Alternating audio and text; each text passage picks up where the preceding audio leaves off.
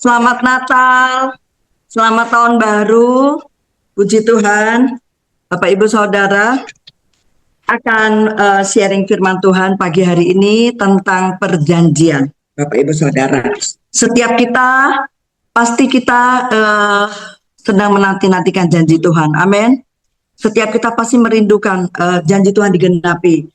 Apakah tahun yang lalu nubuatan-nubuatan pernyataan Tuhan itu sudah digenapi dalam hidup kita, atau mungkin baru sebagian, atau sudah semuanya, Bapak Ibu Saudara? Kita pasti sangat mengharapkan semua digenapi dalam hidup kita. Amin, Bapak Ibu Saudara. Nah, saya akan bersaksi untuk pribadi saya, Bapak Ibu Saudara. Pada waktu awal tahun 2025, pernyataan Tuhan untuk saya dari Bu Hesti bahwa Tuhan akan menyatakan keajaiban, bahkan akan menggenapi janjinya dalam hidup saya, Bapak Ibu Saudara. Dan itu benar-benar digenapi, Bapak Ibu Saudara. Puji Tuhan ya. Jadi ternyata janji Tuhan itu bersyarat. Tapi kalau kasih Tuhan itu tidak bersyarat. Semua, bahkan orang berdosa juga dikasih Tuhan. Tapi kalau soal janji itu bersyarat, Bapak Ibu Saudara. Nah, kita akan kupas sama-sama apa sih syaratnya supaya janji Tuhan itu digenapi atas hidup kita, Bapak Ibu Saudara. Saya juga masih banyak kekurangan, masih banyak kelemahan, Bapak Ibu Saudara. Tapi saya tahu hanya anugerah Tuhan bahwa tahun 2025 itu Tuhan menggenapi janjinya atas hidup saya. Itu hanya anugerah. Benar-benar bukan kuat gagah saya, Bapak Ibu Saudara. Dan itu, jadi bagaimana janji itu digenapi? Nomor satu, respon hati kita saat kita menerima janji, apakah kita percaya atau tidak ya. Di dalam perjalanan itu apakah kita bertanya-tanya kepada Tuhan, kapan, mana Tuhan, mempertanyakan Tuhan. Nah, ini yang seringkali salah satu menghambat nubuatan itu terjadi karena mempertanyakan Tuhan ya. Nah, tetapi ada dua pribadi. Ada pribadi yang mengatakan, sekalipun Tuhan tidak mengenapi janjinya, tetapi aku tak percaya. Nah, jadi iman yang seperti ini yang Tuhan suka, ini yang Tuhan cari. Ya Bapak Ibu Saudara, jadi pribadi Tuhan tuh melebihi janjinya. Amin.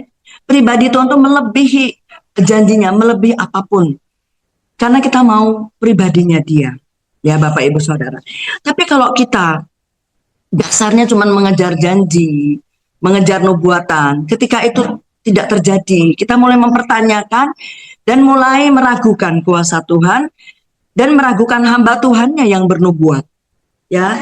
Dan mana nggak terbukti dan sebagainya, Bapak Ibu Saudara. Tapi selalu kesalahan di pihak kita, ya.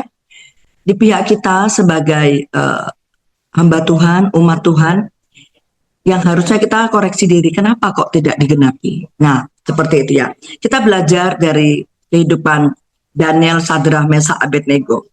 Bagaimana mereka diuji sedemikian rupa. Tapi mereka berani berkata, sekalipun Tuhan tidak menolong, aku tetap percaya. Nah, tahun 2026 ini beda dengan tahun yang lalu, Bapak Ibu Saudara. Sudah ada banyak prediksi, pernyataan, nubuatan, penglihatan. Di segala aspek itu akan terjadi goncangan, Bapak Ibu Saudara. Karena memang firman Tuhan mengatakan semua akan tergoncang. Bukankah itu sesuai firman Tuhan di kitab Petrus? Tetapi firman Tuhan mengatakan orang yang berpegang kepada Tuhan dan janjinya tidak akan tergoncangkan. Nah, ini jaminan buat kita, Bapak Ibu Saudara. Luar biasanya kalau kita berpegang kepada janji Tuhan, kita mendapat kekuatan. Kita mendapat satu jaminan, Bapak Ibu Saudara. Jadi ada hal-hal yang harus kita persiapkan. Kenapa kok Tuhan tidak mengenapi janjinya dalam hidup kita, Bapak Ibu Saudara? Mari kita pelajari sama-sama. Mazmur 12 ayat yang ke-6. Janji Tuhan adalah janji yang murni, bagaikan perak yang teruji, 7 kali dimurnikan dalam dapur peleburan di tanah. Jadi artinya janji Tuhan itu tidak tergoyahkan. Janji Tuhan tidak bisa dibatalkan. Sebetulnya ya, ini dari pihak Tuhan ya. Ini bicara dari pihak Tuhan, saudara ya. Jadi ada dua belah pihak. Perjanjian itu kan ada dua belah pihak. Janji pernikahan ketika di altar kudus, bukankah dua belah pihak? Amin. Bukankah antara suami dan istri? Ya. Setiap kali perjanjian jual beli rumah, jual beli tanah, bukankah dua belah pihak? Betul? Nah, begitu juga kita dengan Tuhan.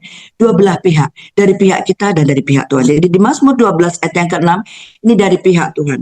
Kita lihat lagi di Mazmur berikutnya, Mazmur 18 ayat 30. Adapun Tuhan, jalannya sempurna, janji Tuhan adalah murni. Dia menjadi perisai bagi semua orang yang berlindung padanya. Luar biasa. Janji Tuhan itu membuat kita jadi kuat, perisai. Benar-benar Bapak Ibu Saudara, saya itu betul-betul sangat mengandalkan janji Tuhan. Kalau dapat pernyataan nubuatan itu saya ingat, saya pegang, dan itu menjadi kekuatan. Bahkan berkali-kali saya buka kembali, dan itu betul-betul menguatkan.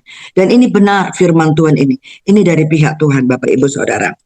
Ayat yang ke Mazmur 25 ayat yang ke-10. Segala jalan Tuhan adalah kasih setia dan kebenaran bagi orang yang berpegang pada perjanjiannya dan peringatan-peringatannya. Jadi di Mazmur 18 ayat 30 ini, Tuhan itu janjinya sempurna, murni, menjadi perisai bagi semua yang berlindung padanya. Nah, ayat yang ke-10 di Mazmur 25 ini, kasih setia, jalan untuk kasih setia dan kebenaran bagi orang yang berpegang pada perjanjiannya. Jadi Bapak Ibu Saudara, Tuhan tuh jalannya kasih setia dan kebenaran bagi orang yang berpegang pada perjanjiannya dan peringatannya. Bapak Ibu Saudara, di sini kita sudah mulai melihat di sini. Apakah kita tetap berjalan dalam kasih setia?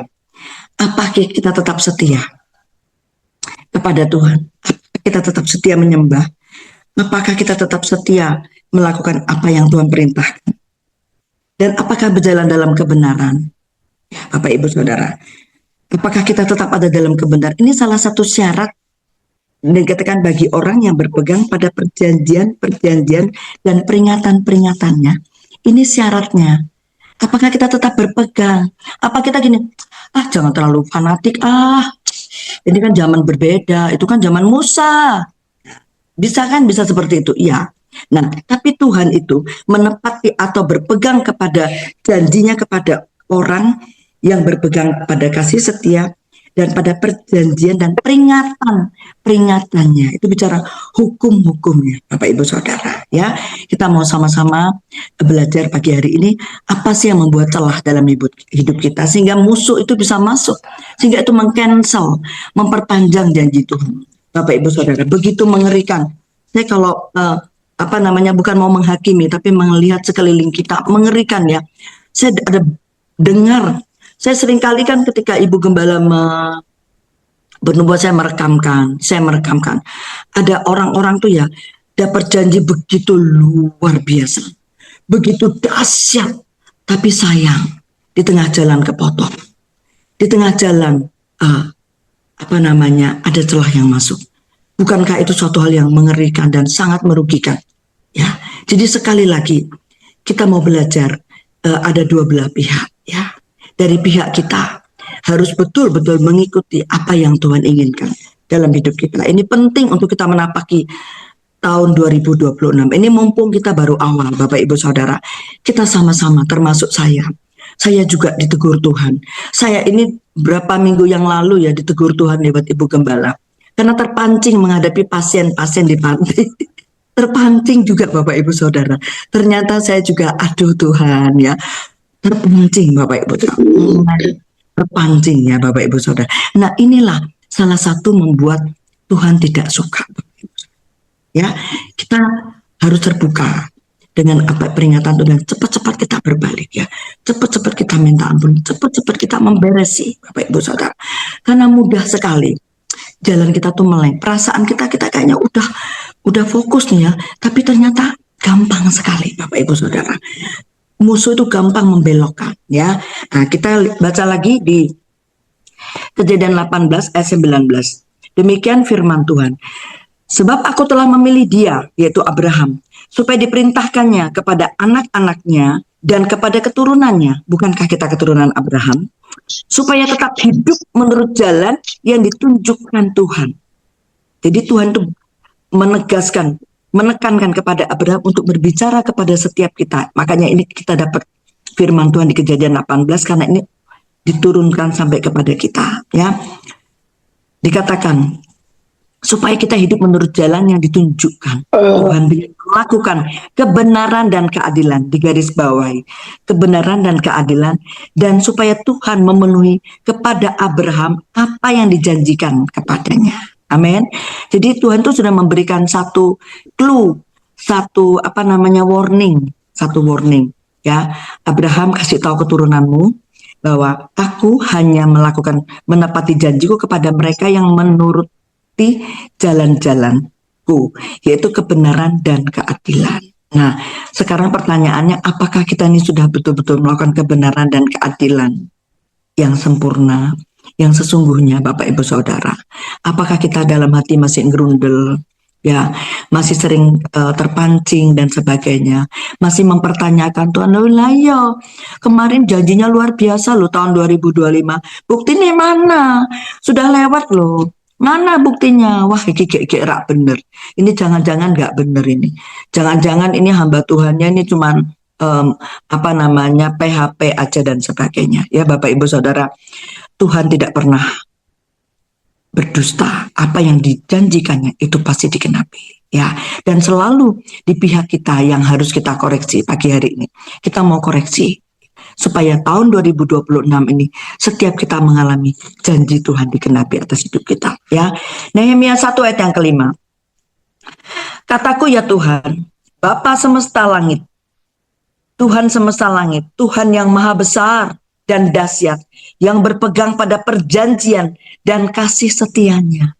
Jadi Tuhan itu punya prinsip, Tuhan itu tidak akan pernah mengingkari janji. Dia selalu memegang janji dan kasih setianya. Ini membuat kita betul-betul berharap, dan ini satu kekuatan yang luar biasa.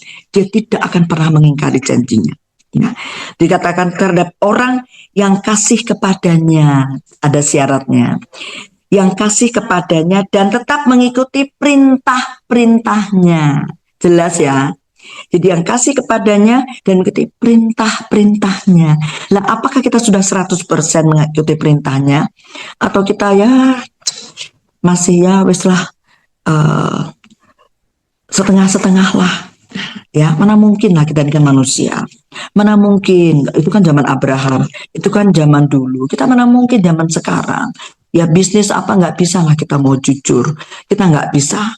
Kita ya ikut-ikutin lah, kalau nggak bisa loh. Kita nggak bisa bersaing di zaman seperti ini. Apakah masih ada seperti itu? Atau kita betul-betul pegang prinsip Tuhan, ya, yang sanggup membuka jalan, yang sanggup membuat terobosan. Nah, dikatakan lagi firman Tuhan berikutnya tentang perjanjian, ya. Hakim-Hakim 2 ayat 20. Apabila murka Tuhan bangkit terhadap orang Israel, berfirmanlah terhadap Tuhan, karena bangsa ini melanggar perjanjian yang telah kuperintahkan kepada nenek moyang mereka dan tidak mendengarkan perkataanku. Ini lebih jelas Bapak Ibu Saudara, ya. Jadi ada dua sisi Tuhan. Jangan sampai kita terlena dengar nubuatan begitu indah, tapi sementara kita udah tidur nyenyak aja, santai, ya, nggak pernah doa puasa, nggak pernah deklarasi, ya, semau-maunya kita. Tuhan udah jamin kok, Tuhan udah janji kok. Wah, luar biasa loh, keren banget nubuatannya. Wah, aku akan diberkati. Setiap usahaku pasti berhasil. Hati-hati Bapak Ibu Saudara, ini jebakan maut dari iblis. Terlena, dan sudah mulai juga karena kita yakin Tuhan pasti tolong kita, dan sudah mulai juga arogannya muncul. Ya, ini paling mengerikan. Jebakan iblis di tahun 2025 adalah kesombongan. Ya, kesombongan rohani. Aku sudah pelayanan kok.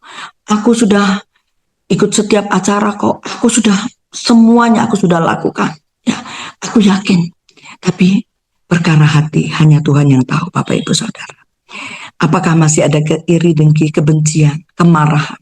Ya, apapun itu jebakan-jebakan maut yang tidak terasa, tapi sementara kita menuntut, kita hanya menuntut, mana buktinya Tuhan sudah lewat loh, ini targetnya sudah, ini kok belum terjadi, mana Tuhan? Nah, saat kita mempertanyakan Tuhan, disitulah itu sesungguhnya kita kehilangan kepercayaan sebetulnya. Nah, orang yang tidak beriman, yang bimbang, firman Tuhan di kitab Ibrani mengatakan tidak dapat apa-apa. Tidak dapat, mulai kecewa. Iblis mulai ngomong lah, ya percuma lah. Percuma melayani, percuma. Buktinya mana? Tuh lihat orang dunia itu santai hidupnya. Mereka enak-enakan, mereka malah sukses. Ya, hati-hati Bapak Ibu Saudara. Sukses kita di dalam Tuhan bukan hanya materi, tetapi lebih perkara hati, karakter yang harus bertumbuh, harus semakin dewasa. Dan salah satunya yang Tuhan ingatkan yaitu apakah mereka itu tetap melanggar perjanjian itu, ya, melanggar firman Tuhan, atau kita mau menurut setiap apa yang Tuhan firmankan, walaupun memang gak enak, ya, saat disakiti, saat dikhianati, saat kita tidak dianggap, tapi kita tetap belajar mengasihi dan sangat tidak mudah, Bapak Ibu Saudara. Ini berat sekali, tapi kalau kita lulus di sini, kita akan menikmati banyak hal yang ajaib dari Tuhan. Ya, kita mau lanjangi setiap rencana iblis dalam hidup kita. Jangan terlena, jangan terlena. Ya, ada orang mungkin dia hidupnya sederhana. Ya, mungkin dia tidak sering mendapat janji Tuhan, tapi setiap rema firman dipegang, dipraktekkan, dipegang dan dipraktekkan, dan dia takut akan Tuhan. Penyembahan dibangun kuat. Tuhan nomor satu dalam segala hal. Ya, itu akan terjadi pembalikan keadaan. Ada banyak kesaksian akan diangkat Tuhan. Bahkan orang-orang bisa lihat, kok bisa ya? Kenapa? Karena dia betul-betul takut dan gentar akan Tuhan. Tapi sebaliknya ada orang, bahkan pelayan-pelayan Tuhan, merasa sudah bangga, merasa sudah banyak predikat dan sebagainya. Ada kenyamanan demi kenyamanan. Dan ini paling bahaya Bapak Ibu Saudara. Nanti ditegur sedikit nggak terima. Di ini sedikit nggak mau terima. Ya, tidak mau terima koreksi. Dan ini yang membuat Tuhan tidak bisa mempercayakan janjinya dalam hidup kita. Ini peringatan buat saya dan saudara, Bapak Ibu Saudara, ya. Jangan sampai kita terima jebakan-jebakan musuh, ya Bapak Ibu Saudara. Dan kemudian ya, di sini di Yosua 23 ayat yang 15. Tetapi seperti telah datang ke atas kamu segala yang baik yang telah dijanjikan kepadamu oleh Tuhan. Ya, oleh Tuhan. Jadi Tuhan itu sudah menepati janjinya dalam hidup kita, ya. Demikianlah Tuhan akan mendatangkan atas kamu segala yang tidak baik sampai ia telah memusnahkan kamu dari tanah yang baik ini yang diberikannya kepadamu oleh Tuhan Bapamu. Ya, Bapak Ibu Saudara, ini lebih keras lagi. Yosua 23 ayat yang ke-15, ngeri ya. Ini Tuhan memperingatkan, ya. Seperti aku menepati janjiku kepadamu, kata Tuhan. Tapi kalau engkau melanggar, menyia-nyiakan, akan ada sesuatu hal yang tidak baik. Ngeri Bapak Ibu Saudara. Ya, saya belajar dari lingkungan kita ini aja Bapak Ibu Saudara. Ada beberapa yang jatuh. Saya benar-benar, saya pribadi begitu giris ya, bukan mau menghakimi, tapi giris Bapak. Itu kadang-kadang bukan cuma pending ya, tapi bisa batal loh Bapak Ibu Saudara. Ya, bisa batal. Kalau pending itu masih tertunda ya. Ketika kita cepat-cepat bertobat, kita lakukan apa yang Tuhan mau, kita taat apa yang Tuhan perintahkan Bapak Ibu Saudara. Ini berbicara semua aspek kehidupan ya Bapak Ibu Saudara. Mungkin kita pas-pasan, tapi Tuhan bilang tabur, kasih kata Tuhan. Tapi kita nyeman-nyeman, ya, kita tahan ya Bapak Ibu Saudara. Itu juga bisa berakibat fatal. Ya, bisa berakibat fatal. Tuhan ini loh, baru tak percaya sedikit aja sudah hitung-hitungan sama aku. Ya, bagaimana kalau aku percayakan perkara besar? Wah ini bahaya, wah ini nggak bisa. Udah, ini berarti oper aja ke orang yang lebih bisa dipercaya. Ya Bapak Ibu Saudara. Jadi benar-benar janji Tuhan bersyarat atas setiap kehidupan kita. Ya, jadi firman ini betul-betul dikatakan bahkan akan dipunahkan dari tanah itu. Artinya apa? Dibawa pulang. Ya kalau dibawa pulang itu di dalam tangan Tuhan, kita bersyukur Bapak. Tapi kalau dibawa pulang Tuhan, tidak di tangan Tuhan bagaimana? Tidak ada pemotongan destiny, ada pemotongan jalan hidup, tidak mencapai destiny, tidak mencapai tujuan. Ya Bapak Ibu Saudara, ini sangat tragis. Kenapa? Karena terbuai dengan mimpi, janji-janji yang dan aku yakin kok Tuhan pasti tolong aku. Tapi sementara bagian kita, syarat bagian kita tidak memenuhinya. Ya, kita terbuai, terlena. Ya, dan ini salah satu yang iblis sedang kerjakan. Jadi bahasa Jawa itu dijoroke gitu ya. Dijoroke sama musuh ya. Ya, jadi akhirnya tidak bisa menikmati apa yang Tuhan pernah janjikan dalam hidup kita ya. Bahkan di tengah perjalanan ada juga dengan godaan, cobaan ya, jebakan-jebakan melalui apapun, melalui uang ya, melalui hubungan dan sebagainya, bahkan melalui kekudusan ya, ngeri Bapak Ibu Saudara. Saya lihat, bahkan saya rekam sendiri loh, orang yang dapat janji yang begitu dahsyat. Saya aja dalam hati gini, aduh Tuhan, kok luar biasa janji orang itu ya. Tapi di tengah jalan terjegal mengerikan. Ya, begitu mudahnya iblis menjegal ya. Karena mungkin orang itu mungkin terbuai, tidak apa-apa kok. Buktinya Tuhan akan menggenapi janjinya, tapi nggak bisa. Janji Tuhan bersyarat atas setiap kita ya. Dan saya akan bacakan lagi ya.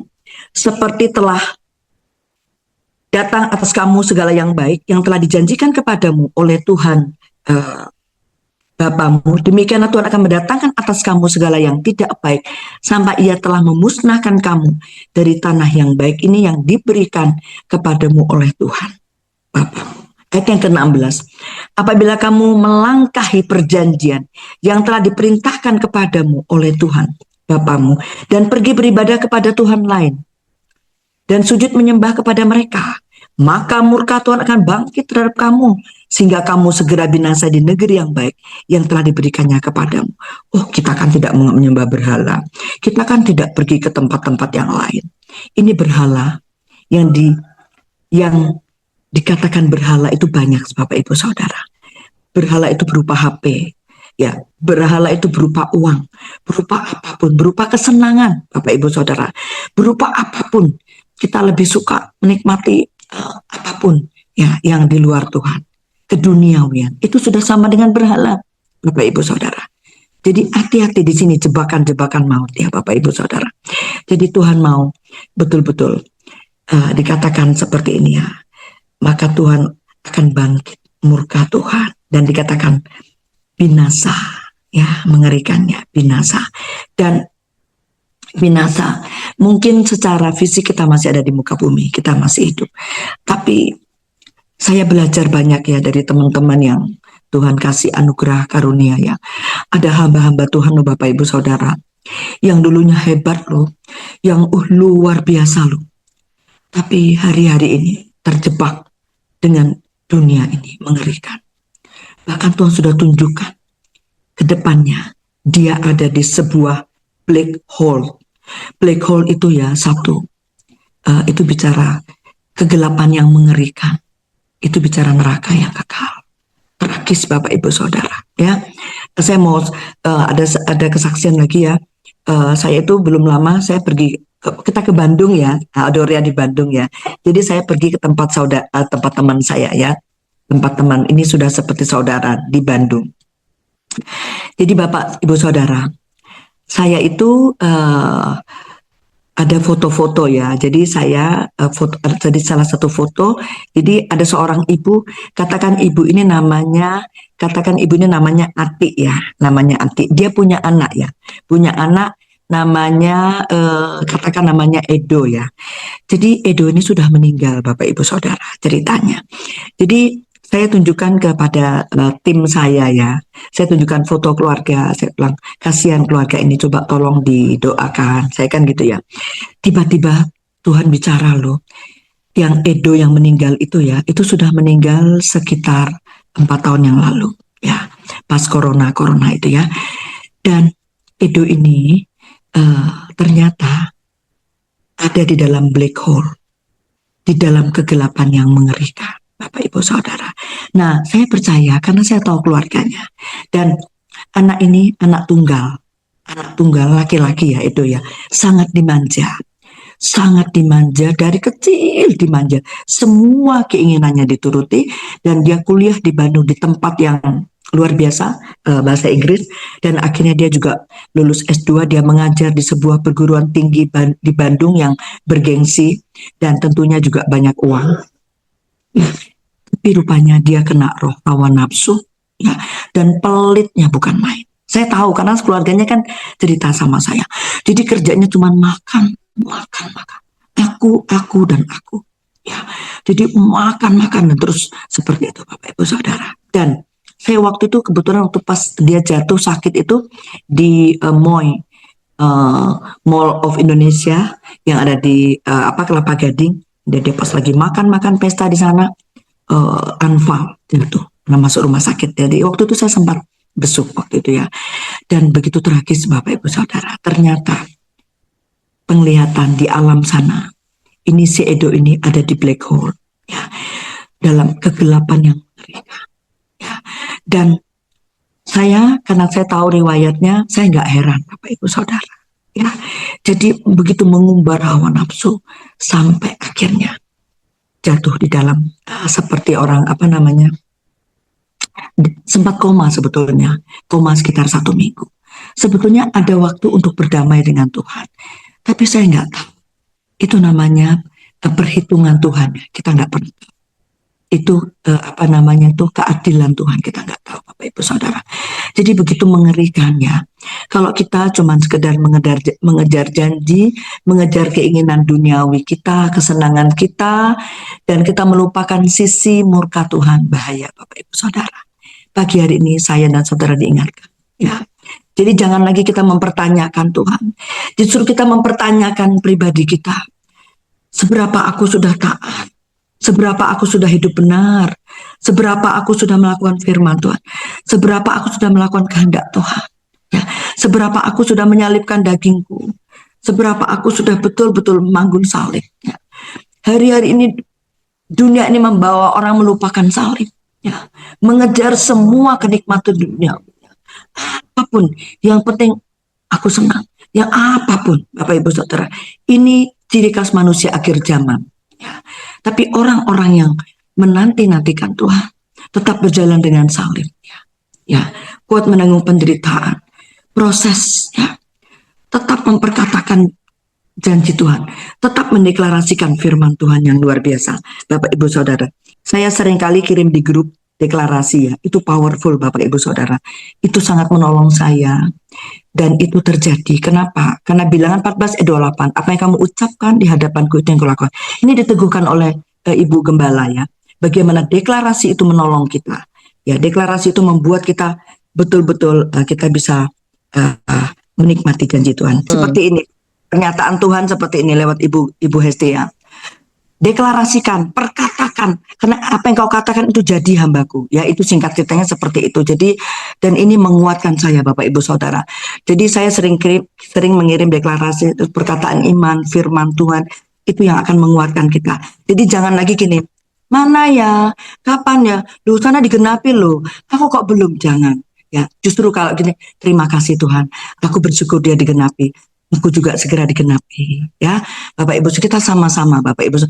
Kalau lihat teman kita dia naik, aduh terima kasih dia diberkati. Aku percaya Tuhan, aku juga akan diberkati ya Bapak Ibu Saudara. Ini firman Tuhan sampai di sini. Kita mau sama-sama pegang janji Tuhan. Kita mau deklarasikan yang baik, terutama kita mau jaga hati kita ya, termasuk saya Bapak Ibu Saudara. Kita mau jaga hati kita, hati yang mudah meleng dari peringatan-peringatan Tuhan, hati yang mudah lupa dengan setiap jalan-jalan Tuhan. Bapak Ibu Saudara, sekian dan terima kasih. Tuhan memberkati.